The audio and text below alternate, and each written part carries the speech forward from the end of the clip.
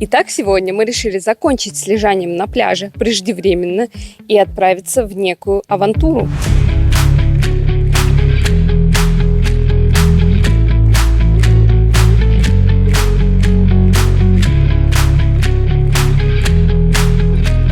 На это озеро я хотела поехать еще в самую первую нашу поездку в бар, но тогда мы не смогли как-то себя заставить что-то активно делать. А в этот раз мы опять находимся близко, и мне кажется, что ближе к этому озеру мы уже не поселимся. Вряд ли мы в ближайшее будущее поедем либо в бар, либо опять в улицу.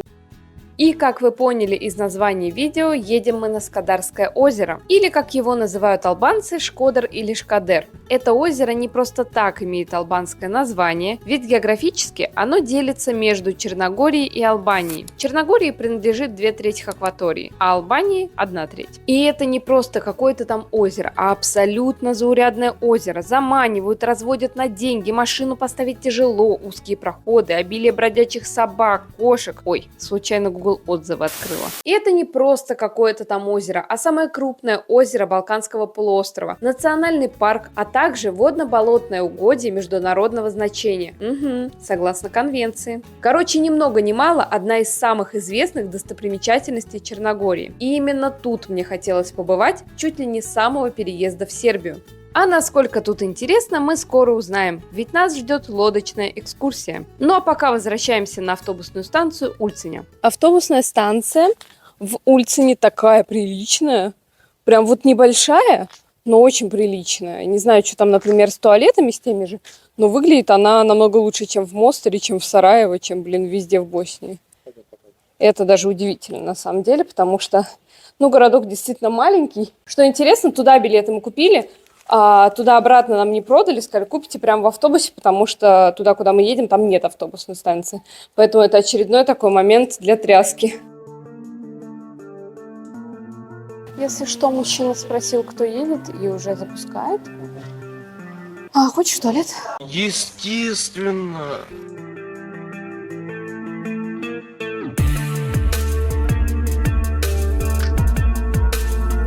Мы практически доехали до Вербазара. На удивление, нам очень везет. Практически все происходит вовремя. Даже как-то не верится. Но прикольно, что мы стартовали с конечной станции, поэтому шансов на опоздание у автобуса сильно особо не было.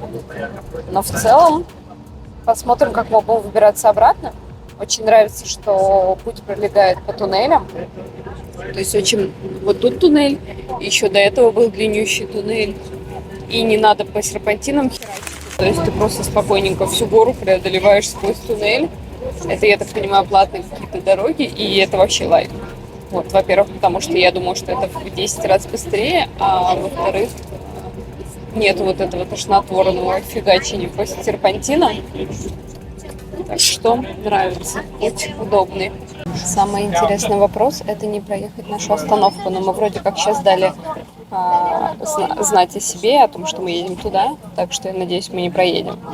Потому что мне всегда непонятно, в какой момент я, не знаю, где надо выходить, в какой момент я пойму, что мы поебались и уже едем в Подгорицу. Доехали из Ульциня до Скадарского озера мы достаточно комфортно и без каких-либо приключений. И до старта лодочной экскурсии у нас оставалось почти 1,5 часа. Хотя сомнения в успехе данного вояжа у меня, конечно же, были. Думаю, вы понимаете, что путь на автобусе – это вообще не то же самое, что на личном транспорте. Где ловить автобус? Приедет ли он вообще? Где высадит? Найдем ли мы куда идти? Где стартует экскурсия? В чем смысл жизни? Мы сами принимаем решение или все предопределено? Если Вселенная подчиняется законам физики, то можем ли мы вообще выбирать? Эти и прочие экзистенциальные вопросы мучили меня практически до самого конца. Но, как видите, мы тут. И доехать от бара или Ульциня можно аж 2 способами. На автобусе или на автобусе и поезде из бара. По приезду на Скадарское вы тоже не потеряетесь. Это очень организованное туристическое место с множеством указателей, кафе и турагентств, которые жаждут ухватить вас цепкими лапами и утащить катать по озеру. Ну и поскольку у нас было в запасе много времени, мы не придумали ничего лучше, чем завалиться в кафе и испробовать местных явств. Уже хотим жрать. Ну а что? Нам предстоит плыть на лодке, это очень трудозатратно.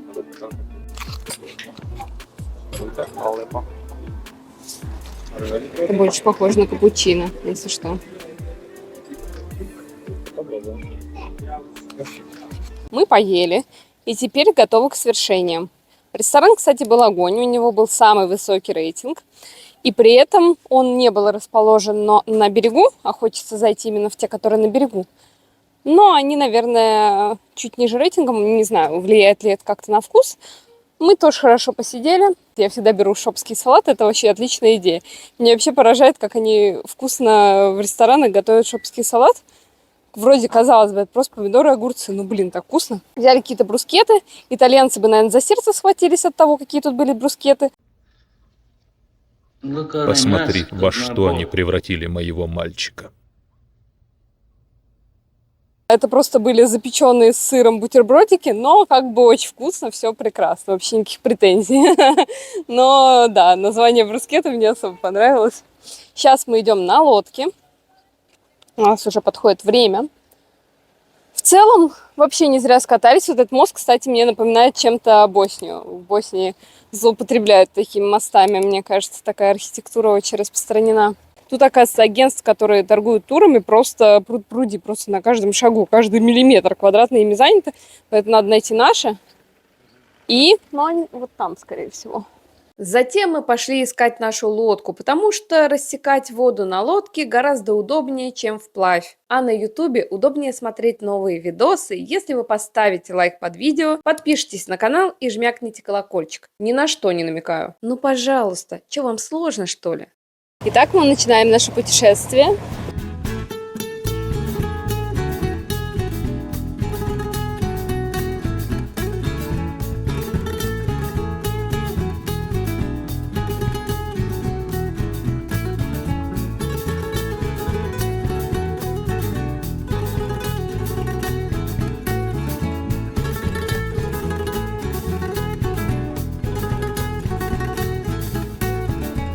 Мы уже вышли практически в открытое море. Вообще, как будто бы реально в открытом море. Такие волны сильные. Немножко даже страшно, что эта лодка нас не выдержит, что она просто перекувырнется в какой-то момент. Но ничего, держимся. Вообще прикольно, очень такая вода. Голубая, как-то зеленая, такая прям вот природная, прикольная вода, как на картинке в Инстаграме. И что интересно, что это озеро не глубокое. Нам сказали, что тут типа глубина 8 метров. Где-то бывает даже по пояс, где-то даже чуть пониже, где-то поглубже. В самых глубоких частях. 8 метров было, по-моему, в канал. А мне кажется, что всего. А пока ребята пытаются разобраться с тем, насколько глубока кроличья нора, или в данном случае Скадарское озеро, вот вам парочка сухих фактов. Или все же мокрых, речь же про озеро. Шкодар – это самое большое озеро на Балканах, чья площадь зимой может достигать 550 квадратных километров. То есть в озеро Шкодар влезет примерно 65 миллионов автомобилей марки «Шкода». Озеро располагается в криптодепрессии. И нет, это не значит, что озеро неудачно вложилось в биткоины. Просто некоторые участки его дна располагаются ниже уровня моря. Поэтому максимальная глубина озера составляет более 60 метров. Это, к слову, высота 20-этажного дома.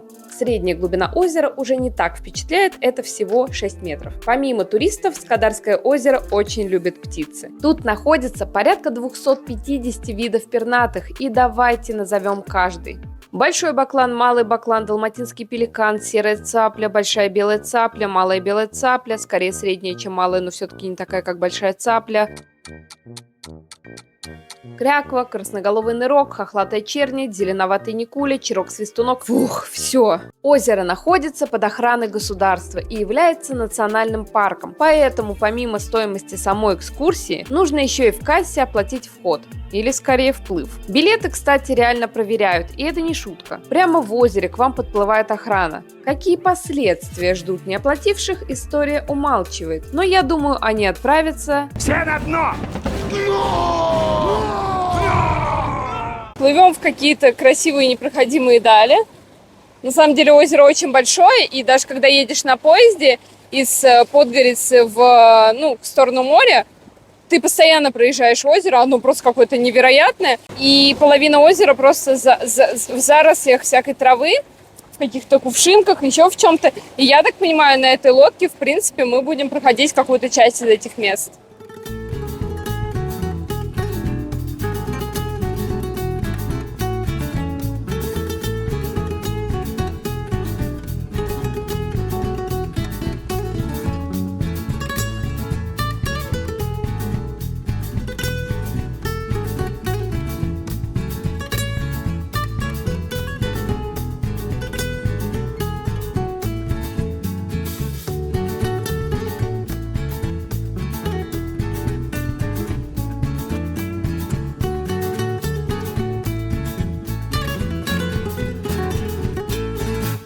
Джек, мы летим!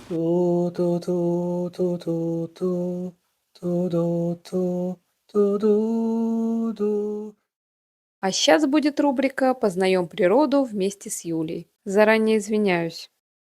А это какие-то растения. Что это за растения-то? А как овы цвечи? Лохани и water lilies. Ага, водяные лилии. Да. Нет, вот смотри, белые красивые цветы. Вот, тут растут, в общем, множество всяких птиц, множество всяких растений, просто какая-то феерия флоры и фауны. Вот, и мы. Вот мы нашли яйца, похожие на картошку, каких-то... Давай! Яйца каких-то животных, каких-то птичек маленьких, наверное, ну не пеликанов, а какие-то другие. Вот, так что мы кайфуем. Я считаю, что в эту поездочку надо обязательно съездить. И мне понравилось очень, что у нас индивидуальная экскурсия, потому что есть разные вариации. Большие лодки, еще что-то. Вот на этой маленькой прикольно, что можно зайти в разные такие труднопроходимые локации. И, в принципе, как бы индивидуальный тур всегда приятно. Хорошие цены. Покупайте.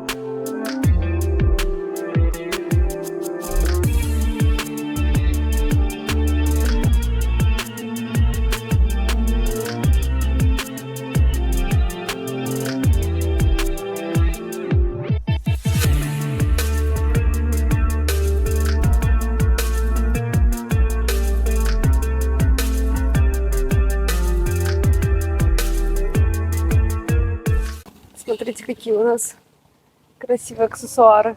Сегодня утром я надела эту кофту и подумала, что какие-нибудь сюда какое-нибудь ожерелье неплохо было бы. Но ничего с собой не взяла, потому что у меня уже напрочь нету никакой привычки что-то такое с собой возить. И вот, пожалуйста. Наша капитан. Да, наша капитан сплела мне прекрасное ожерелье. Это вообще просто... Как вы видите, я сегодня поехал на Скадарское озеро и забыл дома бейсболку. Но наша капитан Марина не растерялась и сделала мне шапочку из подручных средств. Так что я теперь человек-камыш. Я сижу и надеюсь, что меня не утащит какая-нибудь сойка, приняв меня за камыш, за съедобный. Вот очень бы неприятно было оказаться в соевом гнезде. На текущий момент положняк такой. Тем временем наша экскурсия подходила к концу, и мы поплыли обратно. Я безумно счастлива, что нам удалось посетить Скадарское озеро, и вам, дорогие зрители, очень рекомендую, потому что это настоящее чудо природы и вовсе не абсолютно заурядное озеро, заманивают, разводят на деньги, машину поставить тяжело.